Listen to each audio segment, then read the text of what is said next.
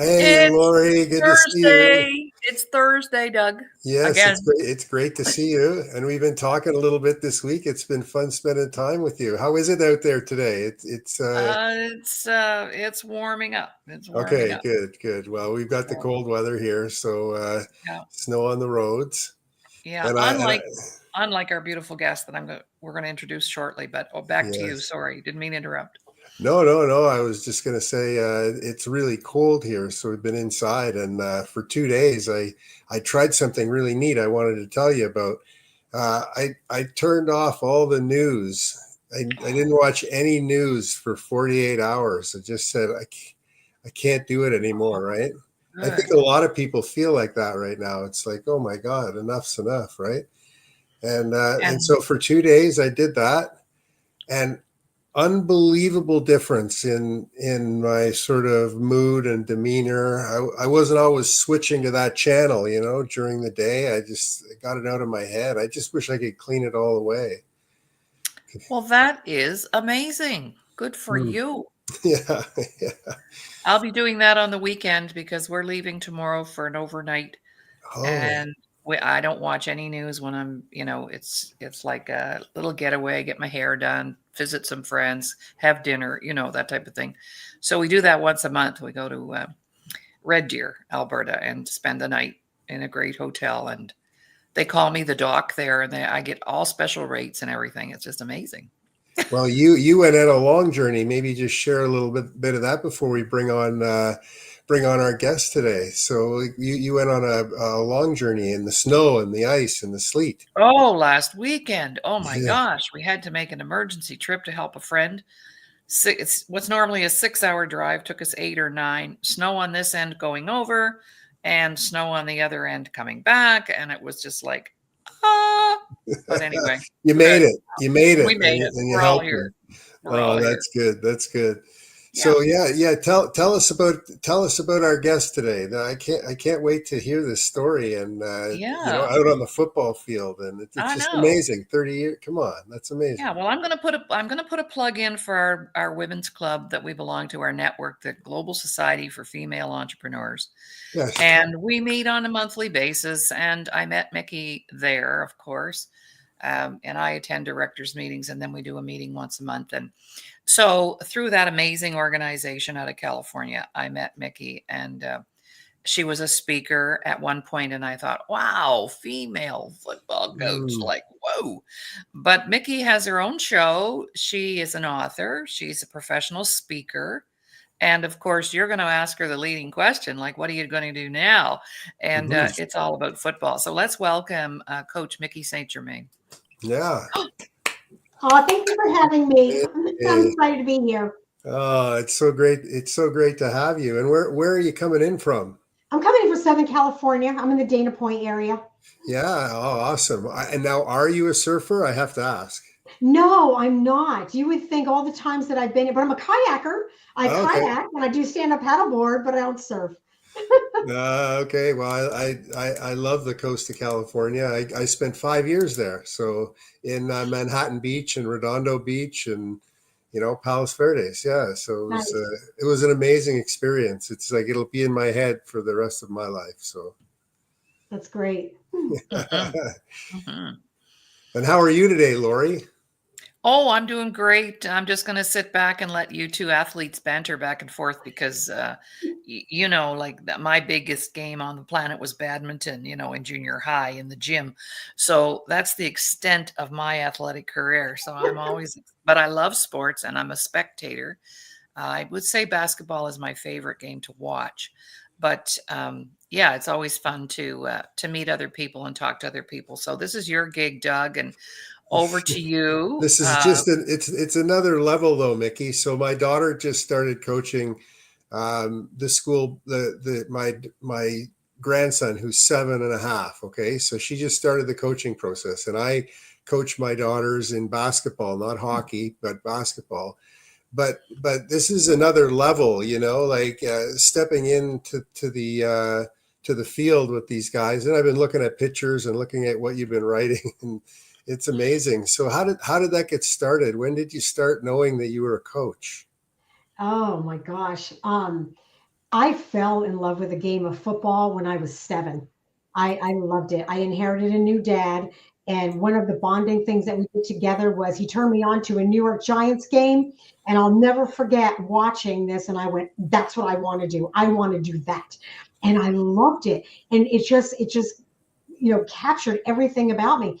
But during that time frame, it was really difficult for women to get into that sport. Of course. Yes, it was. As later, I've had an opportunity to break some glass ceilings with having some female kickers on my team. But I loved it. I loved the game. And of course, in high school, I tried out and they were like, girls don't play football. Well, little did I know we could have, but just that it wasn't really accepted. So as time went on, I ended up having my son. My son came to me at 6 and said, "I want to play football." And I thought he wanted to play flag with his friends.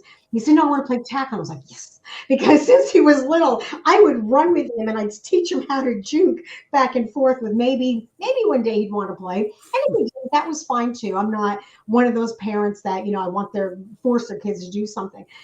But when he went on to play, I loved it. And of course, I volunteered to be the team mom because they weren't, really going to accept me as a coach.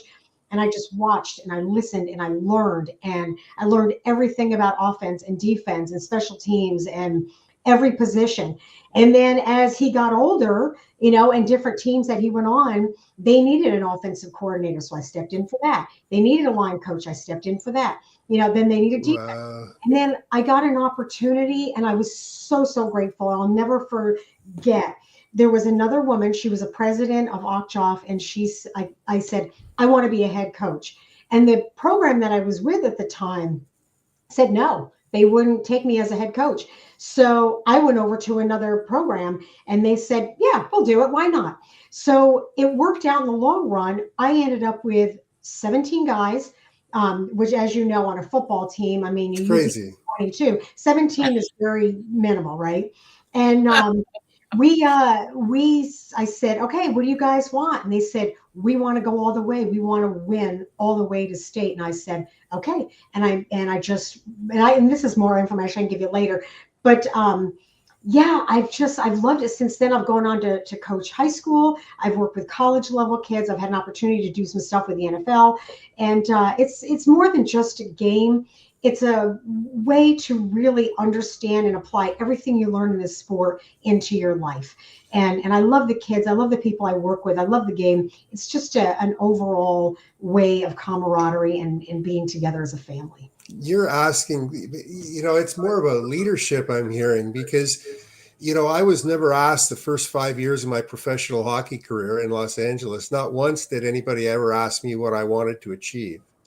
Oh. And it sounds like you went in with an exact opposite perspective. It's like, I'm here. I'm just here to get you whatever you want. I'll get, and with a big smile on your face. And what are people going to do to that? They're going to perform better, right? They're going to tell you what's on their mind. They're going to tell you what's in their heart. And that's the way it should be. I mean, that's phenomenal philosophy. And so it got you results. Oh yeah, we went on to not only win our division, we won our league, and we went all the way to Super Bowl. We went all the way, and if you want, can I share a story about our school? I'd love to. Yeah, I'd love to. So we had a lot of obstacles, a lot, especially with 17 guys. We got put in different programs in different leagues. And we were they threw everything at us. We didn't even have lights underneath our stadium. The parents had to pull up their cars. So we had headlights on our field. When we made it all the way, we ended up having to practice from, usually season ends around the first week of November. We had to practice all the way through December. So it was cold, but the families would bring food and we'd bring things and we really came together. Well, during that time frame, I said to all the guys, "Guys, we've got to really work hard and it's not going to be an easy thing to do. And then we've got this, coach, we got this." And we worked not only physically on the field, but a lot of times we worked mentally. Like if it was raining or something, or if it was like, if we couldn't get the field, I would just bring the guys in to my office and I'd say, "Okay, let's run through all the plays." And I'd call out everything. And I'd go through every one of them and say, "What are you doing? What are you doing? What are you doing?" And every one of them would know what they would do. They'd run it mentally. Because when you run things mentally, you don't fail, right? I mean, that's your mindset. So this ring I have, this is our Super Bowl ring. I had to order these 3 weeks before we won our Super Bowl. And I thought, and we raised all the money and I did it. The guys didn't even know. But I believed in them so much. And when we got to our Super Bowl, we went right down the wire with 7-7, 14-14. We won in the last 9.2 seconds of our game. And that's how we won. And then I had already had Wow. these. I just believed in my guys so much, and they believed in themselves. And we really did the impossible, because with 17 guys going through a whole season, we had no luxury for injuries or anybody being out. I mean, they had to play both sides and special teams, and they really came together as a group and as a team and as a family, and they wanted it. That's what was the most important thing. They really wanted it. And your story didn't change. It didn't waver, though. It sounds like from the very beginning to the end, you carried them through with that unwavering belief in them, right? And Oh yeah. then I'm sure the running around you were doing was insane, right? You must have been going 24/7 in your mind. But they didn't see that 24/7. They only saw you when you were there, and you always had to be upbeat, right? Yeah, yeah. I remember we had one game, and my best running back had the flu, and if you within that sport that I was in, because it was Octoff, it's like Pop Warner, but it was the level, it was the eighth graders before they go to high school. Okay. Uh, if you don't have enough on your team, you have to forfeit your game. And the guys knew we couldn't. If we forfeited, that would take away our win streak, and that would jeopardize what we had. And I never asked my players to do anything. If they were hurt or sick or whatever, I'm like, you know what, just come so I can get the numbers on. I won't even play you, and then you can go home or whatever. But I had one that came. He was really sick. He was the only one that could pull off one of the plays that we could do, and he said, Coach, I got this. I said, are you sure? He's like, I'm just doing one play. I'm like, all right. I put him in there. He scored a touchdown. He ran on the sideline and threw up in a trash can. Ah, oh, amazing. Oh God. But you know what? But that's the way they were. And the other guys rallied around him, and they were excited. But I think it came to the camaraderie and the love and the goal that they had, not only for themselves but also as a team. And all of this that I've done is carried on even into high school. I mean, that's just one example of my one team. I've had kickers and long snappers that have gotten college scholarships. I've brought on women that were soccer players, and I got them to kick a field goal, which broke a glass ceiling. And every team I've ever worked with, like you said, I've always started out with, what do you want? What do you see? What's your weakness? Because your weaknesses become your greatest strength if you know what they are, and then you can work with them. And I think that's an important element, especially for a player and a team, right? Mm-hmm. And how many teams? I'm curious. How many teams have you been able to work this magic with? Because it is a form of magic, right? I mean, if all the guys out there knew how to do this, boy, there'd be some good coaches. But tell me. So we've had that was my extraordinary team, the guys of 17. Then I went on and I worked as a head coach, and our scores weren't exactly Super Bowl winning, but I watched each and every single one of them evolve as a player. Then Hmm. my Super Bowl team actually went on and went to a high school that went all the way to CIF, and he got all of my players. So you can tell the core that they had. I was handing him over something extraordinary. Then when I went on to high school, I was a special teams coordinator, got a soccer player who had never played football, and he went on to be a five-star kicker. My long Wow. snapper, same thing, worked with him. I love the linemen. I love the linemen. And the reason I love the linemen is because they really are the heart of a team. Nothing happens without the linemen. If that center isn't in the right mindset, if your offensive line doesn't do what they need to do, nothing happens in the backfield. I don't care how good your quarterback is. You're not going to get anything done. So Mm-hmm. that mindset and that camaraderie and the timing of your line has got to be very strong. So that's what I like to work with. I like to bring them together and realize that everything they do is so important because they don't get the glory. When have you ever heard somebody say, "Oh, the MVP is the holder"? Yeah, I know they always get the chintzy penalties too, like they take it for the team. Yeah. Yeah, yeah, or the kicker, it comes down to them. Everything goes on in offense and defense, and then the game comes down to the kicker. And but I've done this all through high school, through special teams. D line. I'm also a second degree black belt, so I work a lot of hand to hand combat with the D line. And I've taken a lot of kids. Same thing that I'm watching right now. That because sometimes the coaching staff changes, and I don't get invited, to be that coach. So, but that's okay. I'm there for the kids.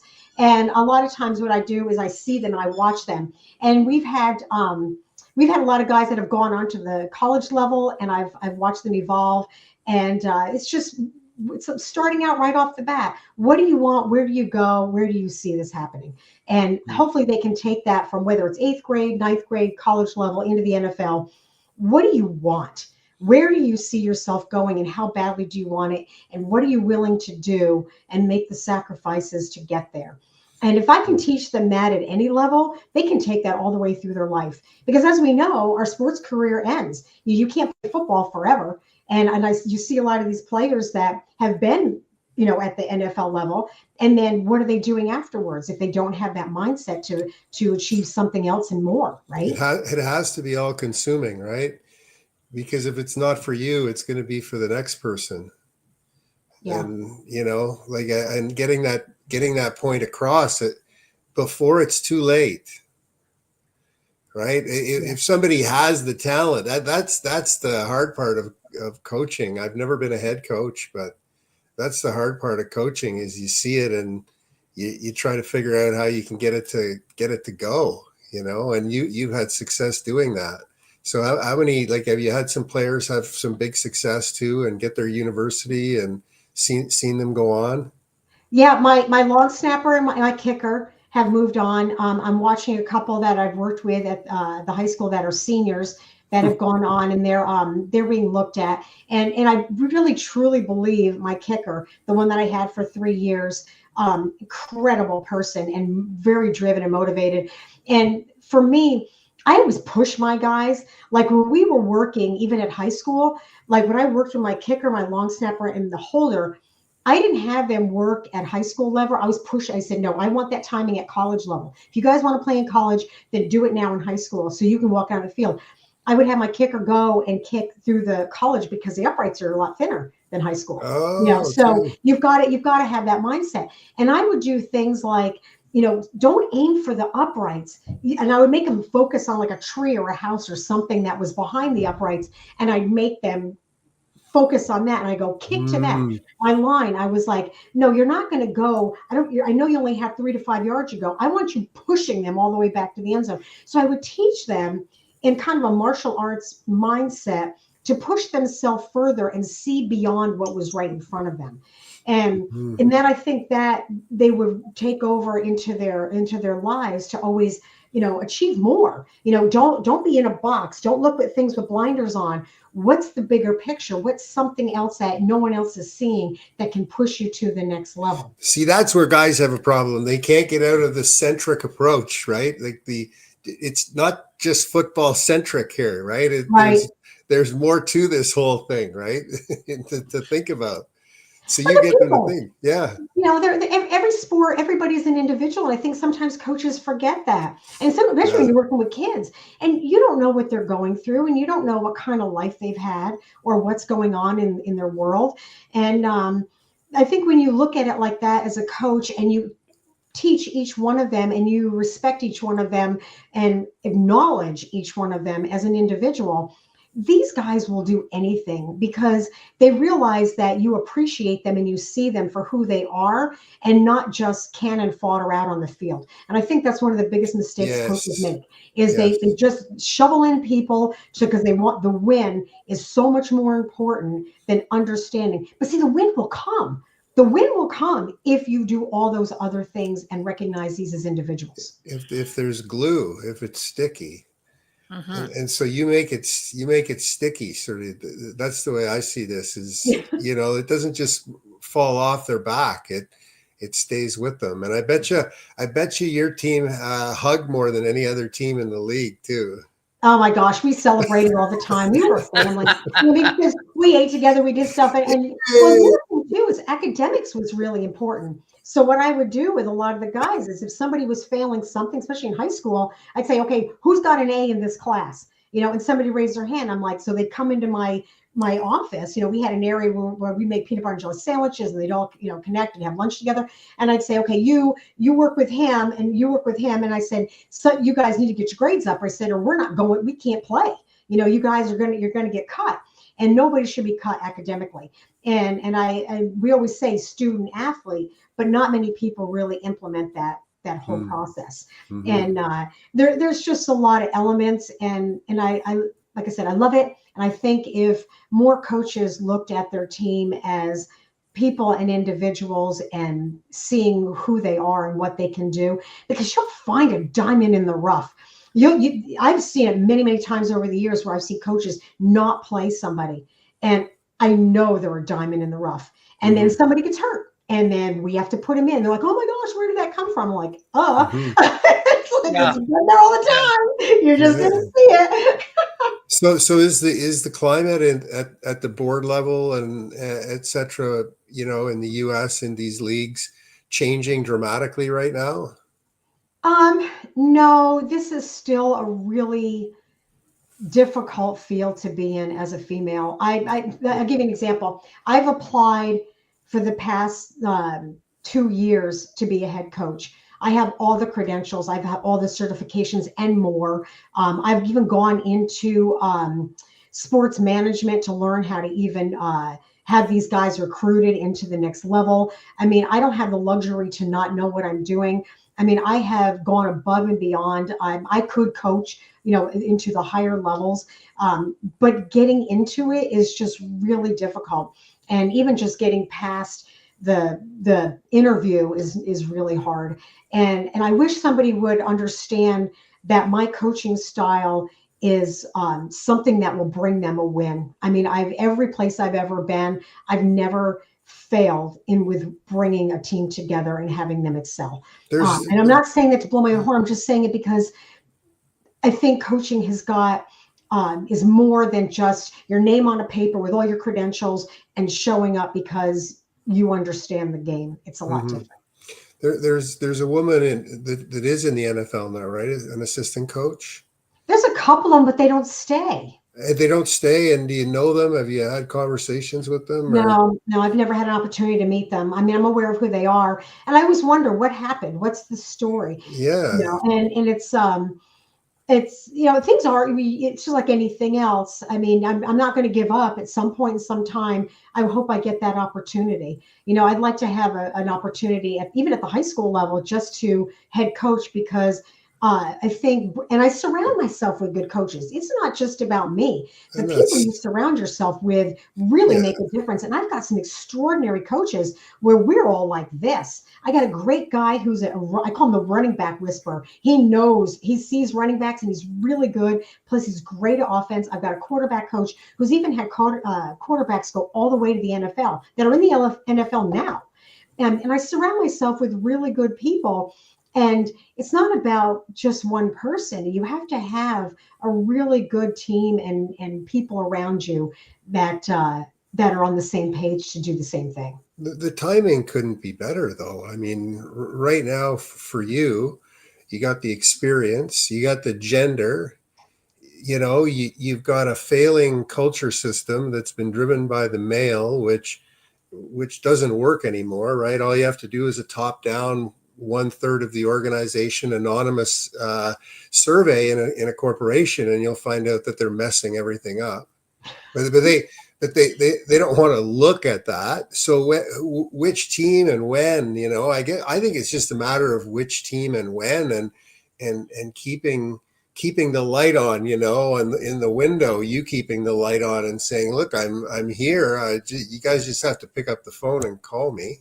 Because what an asset, that would be in football. I'm not a football guy, but it's happening in hockey. and the results are obvious. They're being seen, and it's not just working with people, it's working with the space in between them, correct? Yeah, yeah, it is. And just to elaborate a little bit on what you said, I've seen really good teams. And when I see teams that win all the time, and I'll give you an example, Alabama, for example, wins all the time. It's like, what are they doing? It has to be the culture. So I Yes, did it a lot does. more research with Nick Saban. He was the head coach with all that winning. And his mentality and culture is the exact same thing. It's mindset. When you look at any NFLs, you start asking around what's going on. It's the mindset.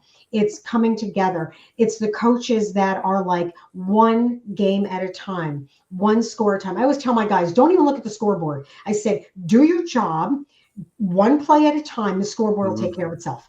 And so it's a matter of having good coaches that, like you said, can get beyond. Then you see these other failing teams, and you're looking at that's got to be the opposite. I don't really delve into them too much, but something's going wrong because if you're doing the same thing with the same group of people, you're not going to get any different results. You're just not. I mean, we have our Super Bowl, right? I'll give you an example. Saquon Barkley just went to the Eagles. He was on the Giants. By the way, I'm a huge Giants fan. Been a Giants. I told you from 7. He couldn't do what he was doing at the Giants, but now he's breaking records on the Eagles. Why? He's the same person. He's the same athlete. He's doing the same job. It comes down to, are you in the culture? Are you with the right people? Are they lifting you up and building you past and excelling past what they think you can do? Yes, I agree. I was a healthy scratch in Los Angeles. I got traded, and then I accelerated in a very short time to the top line in the NHL, and it had nothing to do with my physical ability. And this is what I think the organizations are missing today, that it really doesn't have that much to do with physical ability. It has to do with mental ability, and it has to do with consciousness. So if you're not applying that to your people now, you're missing out on a huge competitive advantage. That's something that you can use because it's very science-based today, right? And there's so much ignorance going on. It's like, no, we don't want to look over there. But you're a bright light, right? So what's the next step? What's the next step for you? So right now I put together, since I'm not coaching, I still believe that mindset is so important. And so what I've done is I've taken everything and I use football as my tool, as my vehicle, and to teach, corporations or to individuals or even to people. And I do a podcast. And as you can see on the bottom, it says 4th and 1 mindset. I also interview other coaches and players and parents, because parents are a huge part of our team. I always call my team parents, because without them, nothing happens, especially when you're on the younger level. But even as you go, even through, I mean, you ask any NFL player, they're like, thank you, Mom. So your parents go all the way through, right? And I'm speaking and I'm taking that information and I'm trying to teach people that everybody's got a 4th and 1. And a 4th and 1, if you don't understand it with football, is usually when you have a critical point where you have to make a choice and you're either going to succeed or you're going to fail, but you got to give it 110%, because whatever choice you make, you got to stick with it. And I teach how to get past fear and know that you can be extraordinary, how to be unstoppable and get past a lot of things. And everything I teach in football, like I said, can be applied in everyday life. And I think that having that opportunity to share it with everyone, regardless of whether they know football or not, is something that can help someone in their life. So you've mapped what you've done with the football players, with the culture, and you're able to share that with people. Yeah. Oh, and can you elaborate any more on it? Like, are you talking about behaviors? Are you talking about what are the priorities, and what are you working with? So I've been speaking at different events, whether it's been virtually or in person. A lot of times I get invited to speak, and I can pretty much cover any topic they're looking. If you're looking for something about camaraderie, I'll gear it towards that. If you're looking for something about growth, I can gear it towards that. To give you an example, I did one just recently. I think Laurie was actually on it, the one where I said good enough is not enough. Yeah, Yes. and that's one of the things I always talk to my guys. If you're just going through the motions and you're doing, a couple of things are happening. You're either stuck in your comfort zone, you're stuck in a fear, or you don't have the tools to be able to do it. And being comfortable is one of the most dangerous places you can be because you're not growing anymore. Mm, And if you're selling for good enough, you're never going to excel past and move up to the next step. So you have to push yourself outside your comfort zone to get past that, whether it's learn more, get with more people, understand what you need to do, get uncomfortable, get muddy, get sticky, pick yourself up when things happen, get past some limitations. And all of this I teach because it applies to my players. I've seen them get stuck on the field going, you're practicing, you're doing the same thing over and over again, and it becomes almost like autopilot. Well, autopilot's not going to make you better. And it's the mhm, same thing in business. It's the same thing in life. I don't care what it is. If you're on autopilot, you're never going to get to the next step and the next level. mhm, mhm. That's a piece that was missing in probably 3 of the 5 cities I played in, and that piece is missing today too. And what about you? What about you, Laurie? What are your thoughts on this? Well, you know that after I heard Mickey speak, I'm all over it because it's all about, what we do and what we share with people. And everything begins with your thought, and your thought become words, and your words become action. And yeah, well, she and I are on the same page, Doug. So, that's all I have to say on that. Yeah, yeah, I bet you are. I bet you are. So you're applying this, um, not as physical first, but as the mind first. Like Herbert Benson says, the brain heals the body and the brain leads the body. So you subscribe to that pathway. I do. I do. I think every thought you have is going to become a reality, whether it's good or bad. And I think retraining your brain, and this is a lot of things that Laurie talks about, retraining your brain to uh, do things that you didn't think you can do is going to take work. It's going to take some effort, and it's going to take a little bit of reprogramming because I think we get caught up in a lot of things that we don't think we can do or are afraid to do, and we let that become an obstacle. And you have to learn how to go around it, go through it, and blow right through it and just not let it be something that stops you, in your tracks. And I've seen that on the field a lot of times, and especially my centers.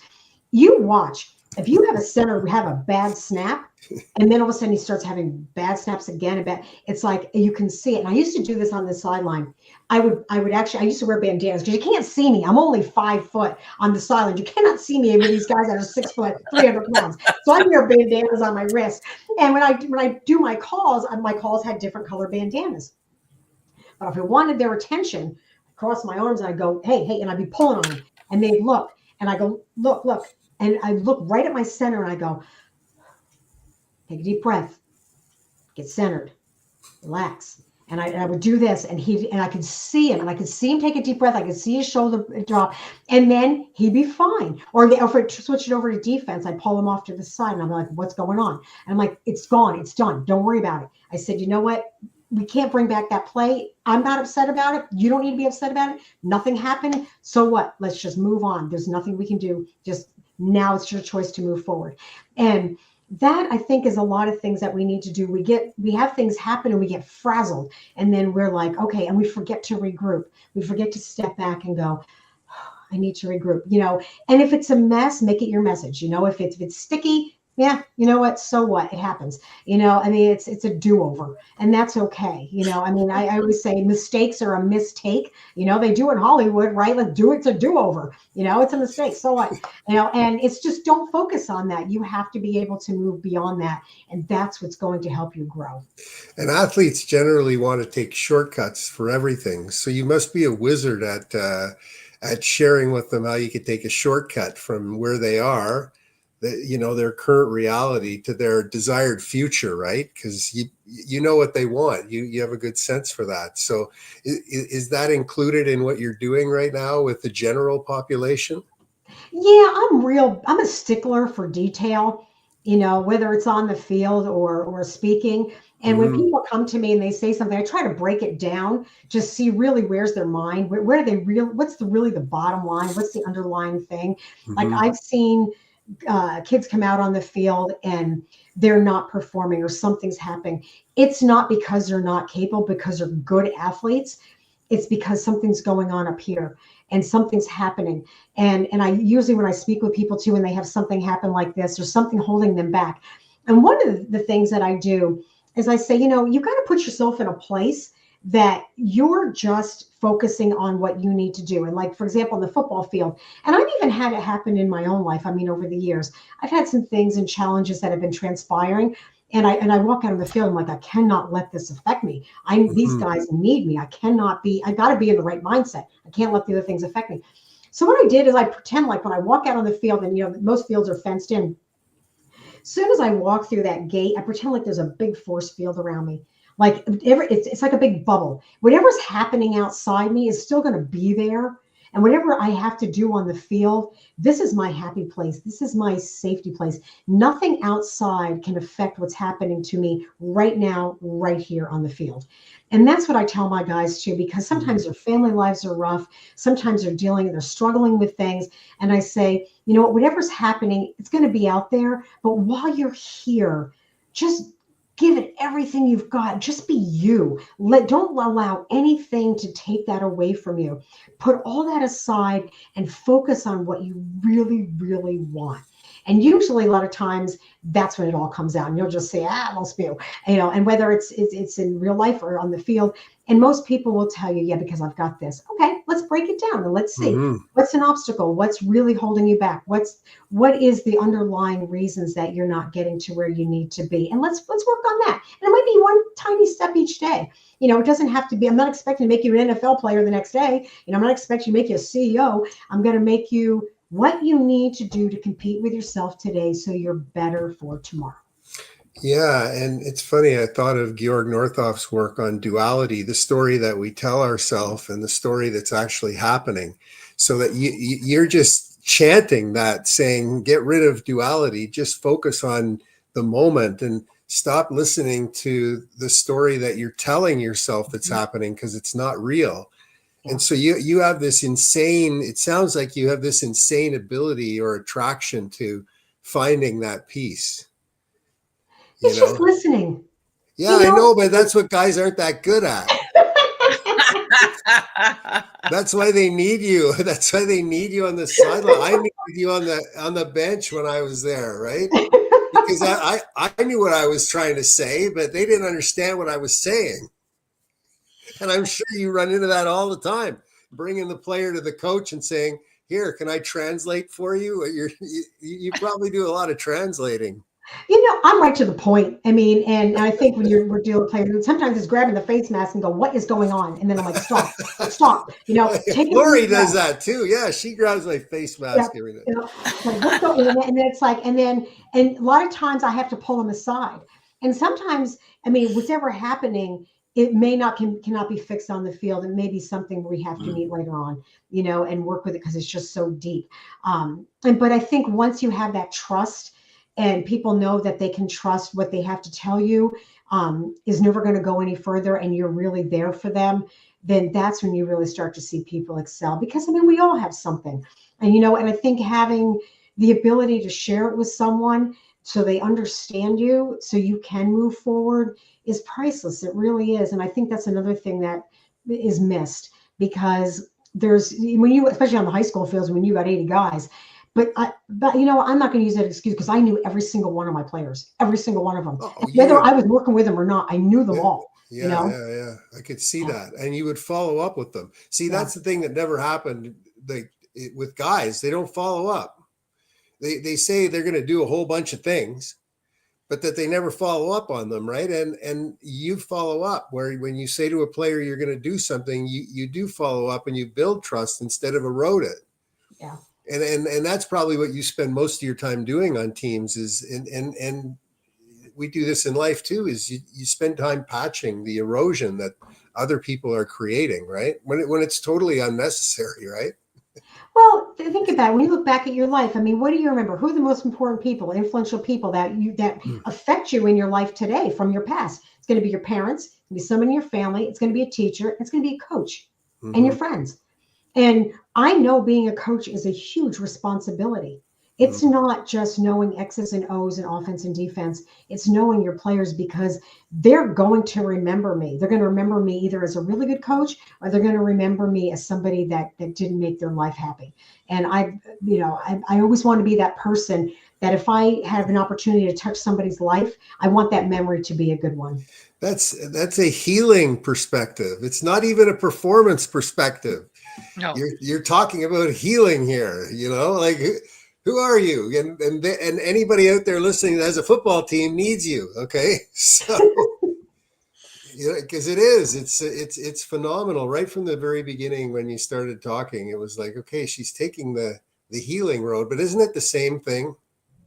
It is. I mean, everybody has, like I said, we're all individuals, and we're just a bunch of individuals coming together. I don't care what sport it is. It can be football, baseball, it doesn't matter. When you put a group of people together, you've got all these eclectic personalities. You've got all these people that have got, different things happening in their lives. And to bring them all together, to be on the same page, to accomplish one common goal, you have to be able to understand and work with them so they can be strong, to be able to come together and understand each other. That is so important. Nobody was above any of the others. One of the things that I did, and I always do on my team, is everybody has got to connect with everybody. I don't want to just see the lineman over here. I want to see the defense. No, you guys all come together because you're a team. And you've got to be able to know each other. And sometimes what I do is I'd say, okay, everybody write down something that you really like besides football. And then I take it all and then I put them in separate piles. And then I'd say, okay, here's the pile of people that like playing this game. How many of you put that? And then you find out that the receivers were doing something, the same thing that the offensive line were doing. Well, maybe they never talked to each other because they don't talk to each other in school. Maybe they've never had that. And it's not like I force camaraderie, but I do things that bring them together, like meals and different things. Sometimes I put together programs where we all meet, and we used to do Madden. What we would do is we would sit and I'd bring the whole team and I'd split them up and with people that they didn't know, and I'd have them. We'd do a Madden tournament, and we would do it, and it would be fun, and we'd have prizes, and parents would bring food and stuff like that. But coming together with your tribe, and it could, whether it's football, whether it's whatever you're doing, whatever you're trying to accomplish, finding those people to surround yourself with is going to be the most important glue that you can do in your life. Belief in self, belief in others, and belief in the organization. Those are the three pillars of belief of a high performance work culture. And so you just cap that off too. So it's amazing.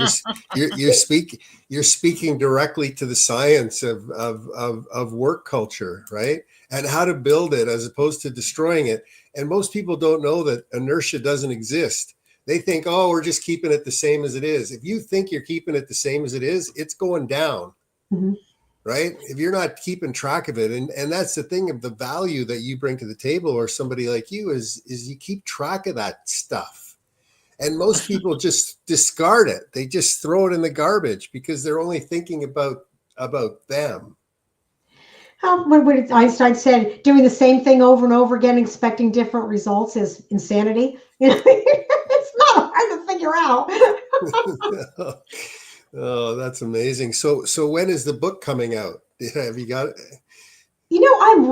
I've been writing, but I've been so focused on my podcast and working, and I still work with players. A lot of times they'll contact me to work with them one-on-one. I mean, even though I'm not coaching a team, I still work with players that, reach out to me, not only for the goal setting, but also I help them with where they want to accomplish and what they're doing.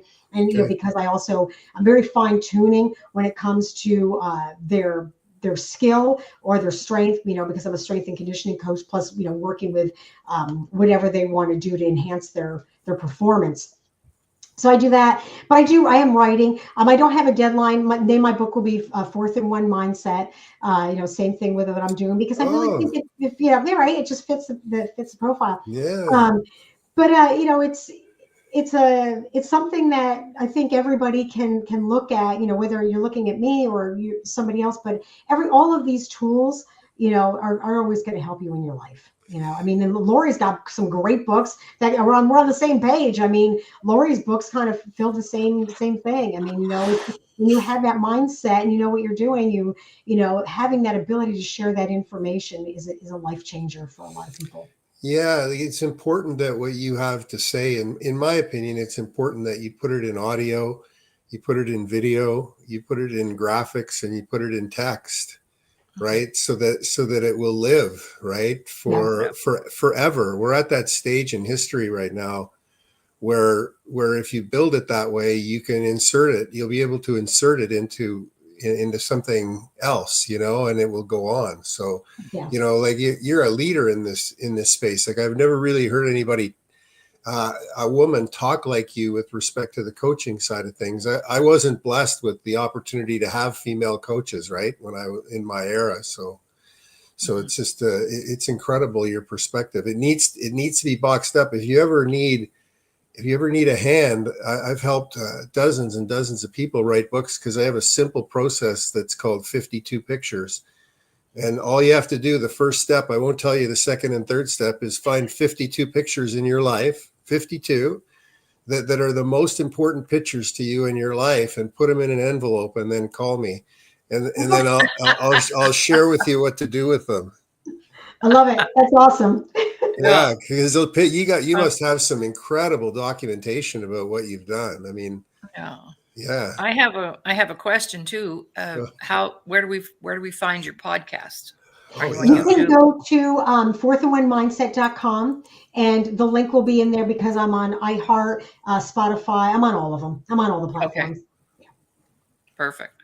Now, who are you looking for? Like, what type of guests are you having on?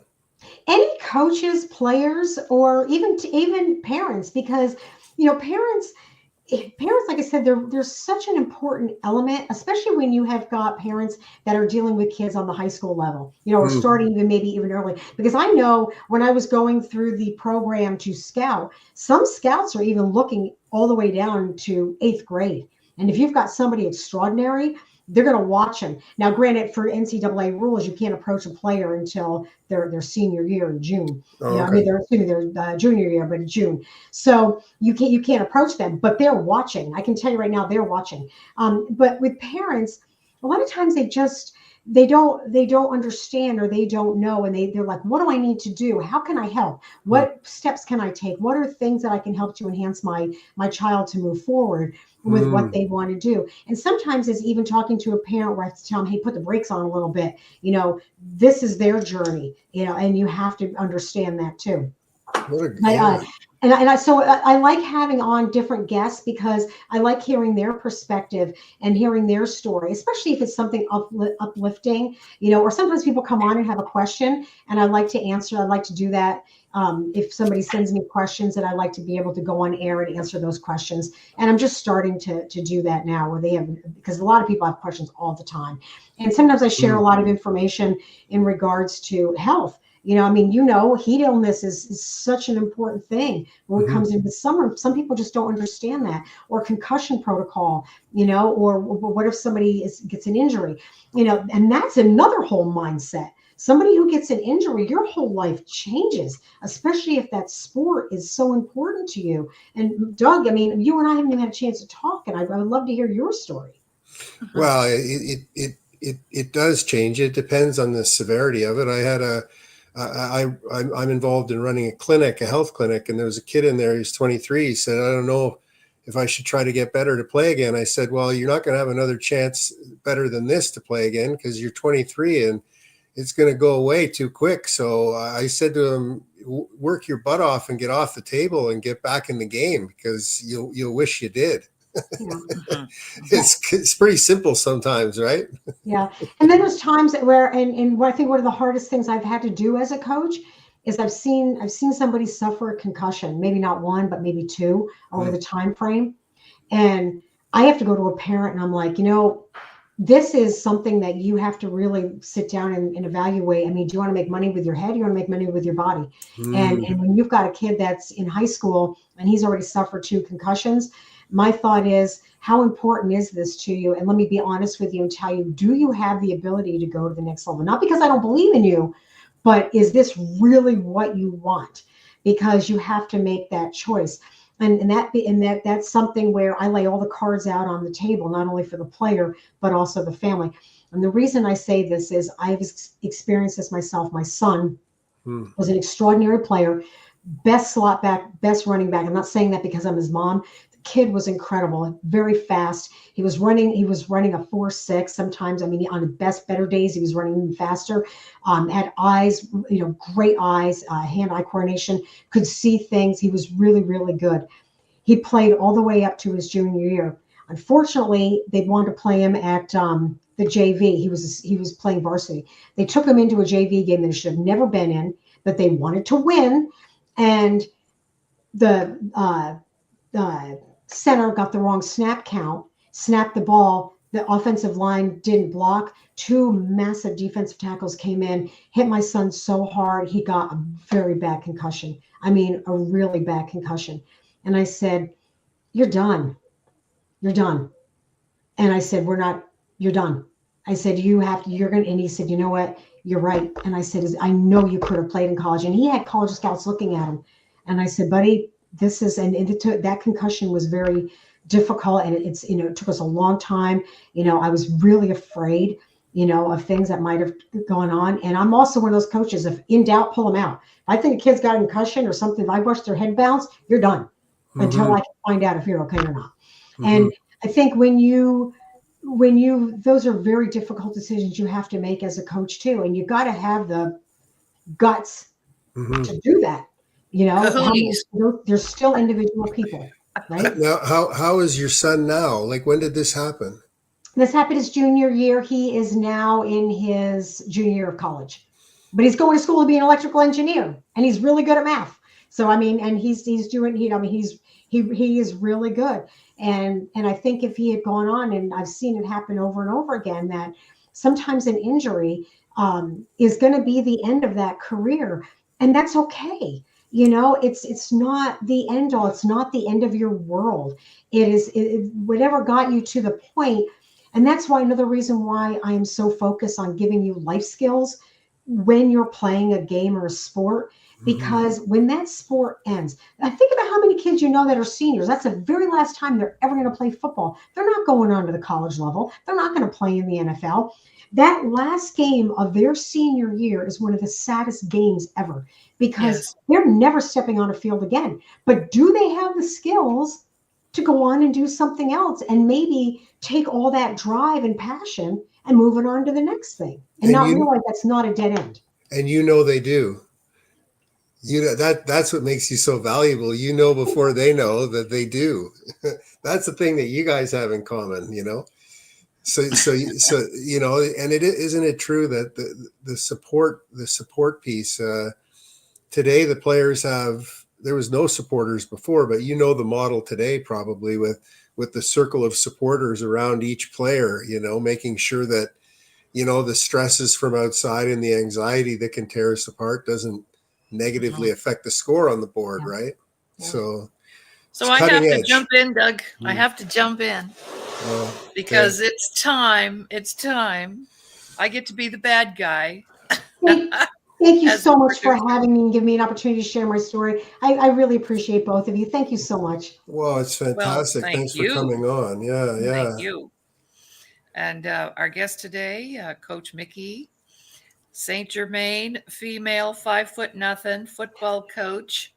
I would say 5 foot and then some. Not 5 foot nothing, 5 foot and then some.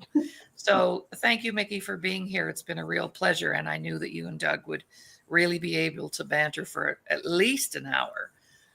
Absolutely. So we'll just say goodbye for now. And I hope maybe we could have you back another day to talk about. I want to hear more about that book. I really do. There's a book there that can help, that can keep helping people forever. So, it doesn't have to be complicated. Well, thank you so much for having me. Thank you. Okay. We'll talk to you soon, everyone. Bye for now. Play safe.